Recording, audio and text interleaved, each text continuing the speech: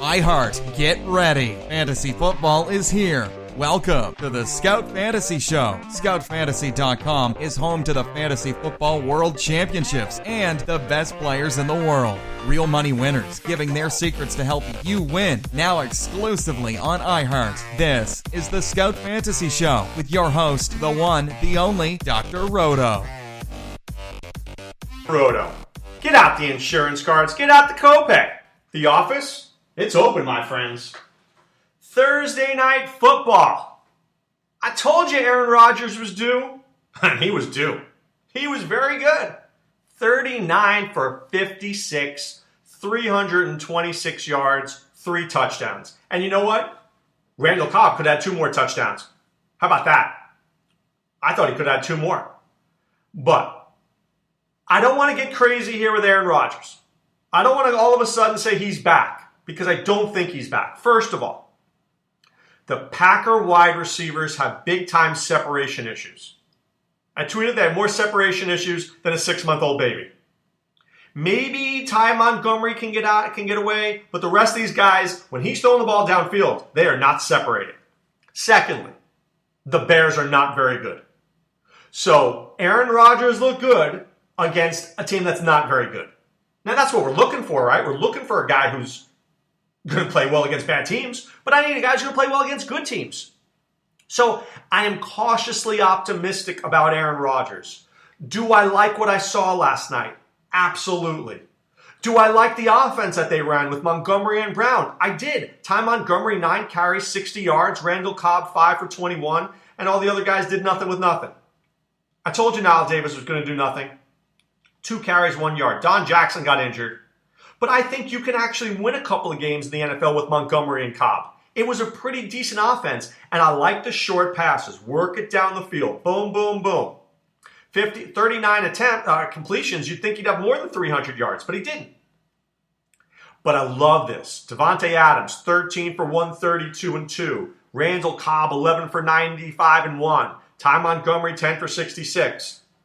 I can live with that week in, week out. You've got Jordy Nelson, you got Jeff Janis, you got 5 capable guys. Let's use them. So I think there's an uptick here for Green Bay. For Chicago, oh man. So first of all, my heart goes out to Brian Hoyer. And it does for a couple of reasons, because I think he works hard. I think he works hard and wants to be a good player. And he finally got his opportunity. He finally got his chance, and now it's gone. Jay Cutler will be back, and Brian Hoyer may not even be back with his team next year. You're telling me that they're going to make him the starter next year? I don't buy it. But had he played well enough this year, maybe that would have been the case. But what Brian Hoyer did was he guaranteed himself a job in the NFL forever, because he's a really good player. He's a good enough player. Matt Barkley was a train wreck. Oh my God, this guy's terrible. Woo! Can't we find better third quarterbacks in the NFL? And if you're a coach, can't you get them some reps? Please. Kadeem carried 10 carries for 48 yards. He looked good. Jordan Howard, 7 for 22. He never even got a shot. Zach Miller, 2 for 40. Alshon Jeffrey, 3 for 33. Josh Bellamy, 2 for 32. Cameron Meredith, 2 targets. Are you kidding me? How do you give Cameron Meredith 2 targets? How do you do that when the Packers secondary was in shambles? I don't get it. At all. All right, let's get to this week. Dallas and Carolina on bye, so please don't start any of those guys. Giants and Rams in beautiful England at 9:30 a.m. Eastern Time, 6:30 a.m. out there on the West Coast. Always a high-scoring game. I like Britt. I like Odell Beckham Jr. Roto. I think this game is over 20s and 30s in terms of points. Something happens in London. Nobody plays defense. Eli has a good game. Keenan has a good game. I'm in. Okay? New Orleans and Kansas City, I'm all in on Jamal Charles. I'm all in on Jamal Charles. He will be on a bunch of my DFS teams this week. A lot of people won't play him. That's fine. I will.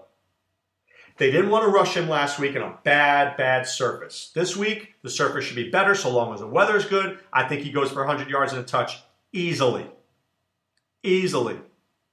Next, I think Macklin, Kelsey, Alex Smith, it's game flow dependent. Game flow dependent. The game flow works that way, they'll have good days. If they can just run the ball and not do anything else, they'll do nothing. So I'm very hesitant on those guys. I'm all in on the Saints, though. Not. I don't play the Saints on the road. You know better than that. Drew Brees, Brandon Cooks, Willie Snead, Kobe Fleener, come on. They just never play well on the road. And against Kansas City, it's a tough matchup. So, look, I'm not going to bench Cooks. I'm not going to bench Ingram. I'm not going to bench Brees, but I don't love it. I don't love it, so you got to be careful. Indianapolis, Tennessee, I think the greatest start of the week is DeMarco Murray. How does this guy not get 100 yards and a touch? I can't picture how he doesn't do it. He's going to get 100 yards and a touch. Derrick Henry may get 40 yards. Delaney Walker, I think, is a good play because he was so bad last week and people won't want to play him in DFS. Kendall Wright, I don't know. He's not special. For Indianapolis, I think Andrew Luck struggles this week. I think T.Y. Hilton might have a good week. Jack Doyle's my favorite player on this team, especially if Dwayne Allen is out. Frank Gore is Frank Gore. He does his thing. Minnesota at Philadelphia, the narrative. Sammy Bradford goes back to Philadelphia, the city of brotherly love, and a place that didn't even like him. I think he wins this game. I think the Vikings defense plays well. Philadelphia, you know I want no part of them fantasy. Matthews, Smallwood, Barner, Sproles. I don't know what's going to happen. Matthews, Green Beckham, Aguilar, Ertz. I don't know what's going to happen. How do you play any of these guys? I think the guy I would play is Kyle Rudolph, and I think I play Adam Thielen if Stephon Diggs is out. He's been limited all week, but I don't know what's going to happen. So I need to pay attention to that one. Cleveland and Cincinnati. Cincinnati always scores and plays well against Cleveland.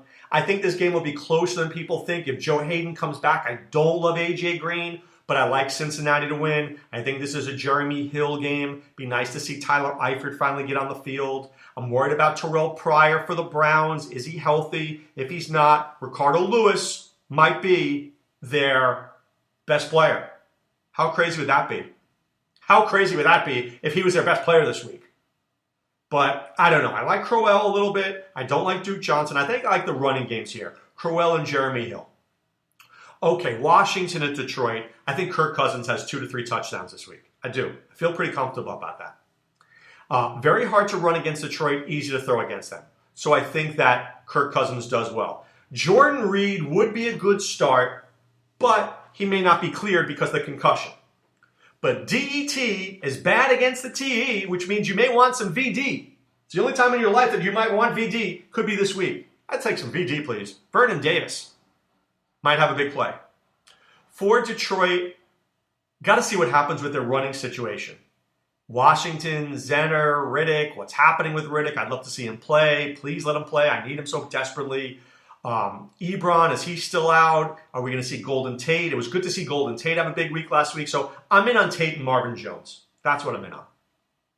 Oakland and Jacksonville, and this game is going to be high scoring. Our scout score likes Blake Bortles this week for the value. I think this is just going to be an ugly game that you're going to be like, oh, do I have to watch this? And it's going to be crappy at halftime, like 10-7, 13-10, and then the second half it'll just be explosions. Psh.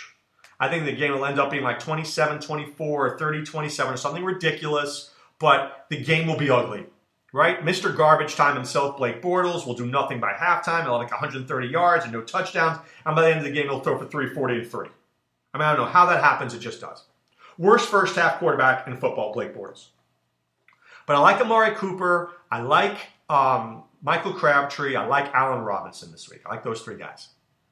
Buffalo and Miami. Mike Gillislee against Jay Ajayi.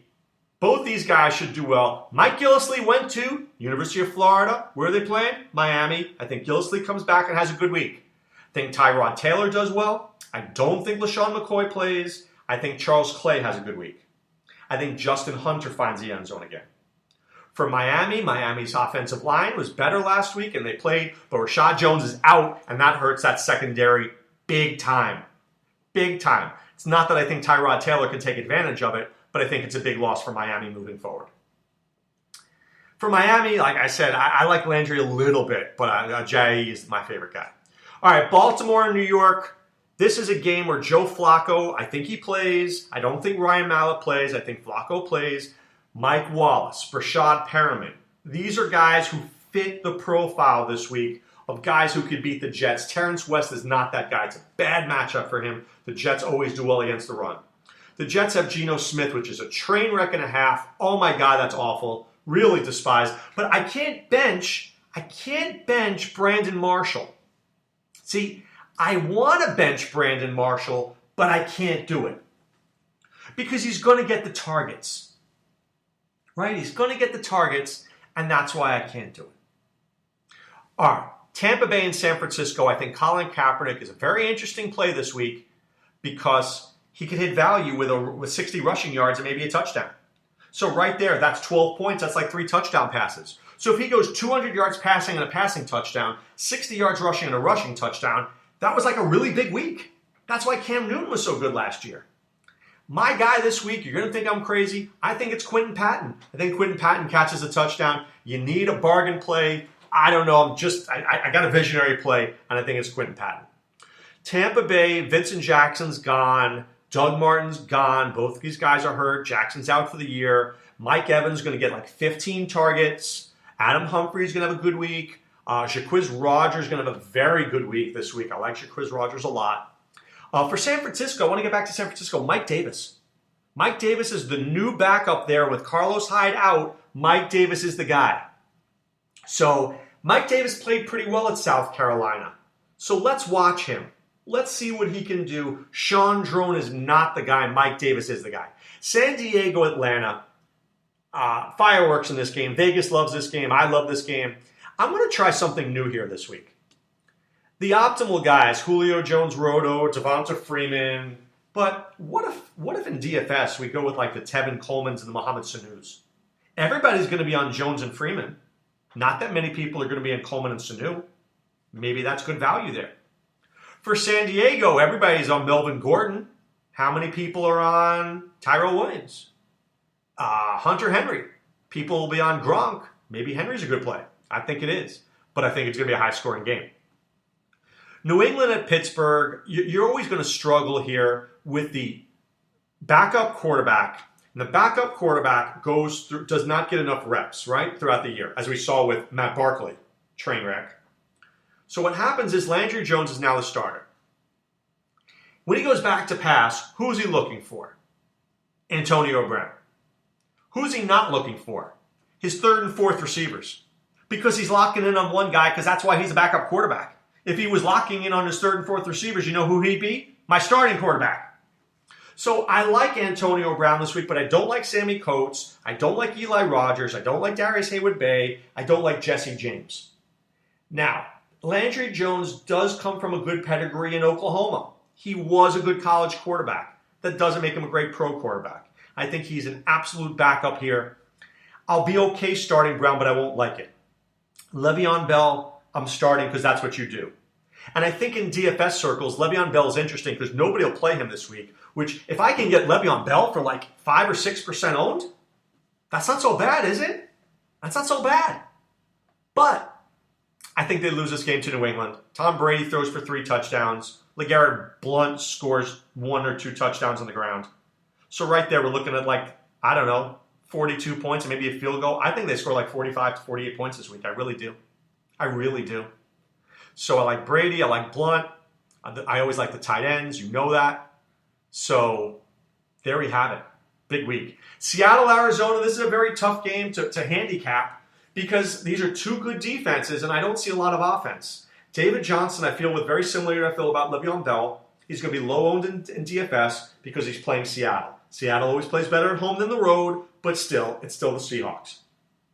I like Carson Palmer this week, but not a ton. Not going to play him over anybody who's decent. I like him at home, but I think this is a very rough matchup. So maybe the only guy I'm playing is I'm playing David Johnson because I have to, and I'll play Larry Fitzgerald because I need to. For Seattle, I'm going to play Michael, but I don't think he has a great week. I don't know. I think this is a real struggle. I think this game is like 17-13, 20-17, decided by field goals. And finally, Houston against Denver. Oh, man. I want to have the narrative here. I want to have the Brock Osweiler goes to Denver narrative. But I can't do it. I can't give you that. I'd be lying if I gave you that. Why? Because Brock Osweiler's not very good. I mean, Brock Osweiler goes back to Denver and throws for 300 yards. Come on. Really? I mean, he didn't even throw for 300 against the Colts. So I don't really want to play Hopkins this week. I don't want to play Fuller this week. Maybe for Dorowitz, I'll play Lamar Miller because, are there guys better than Lamar Miller? Probably not.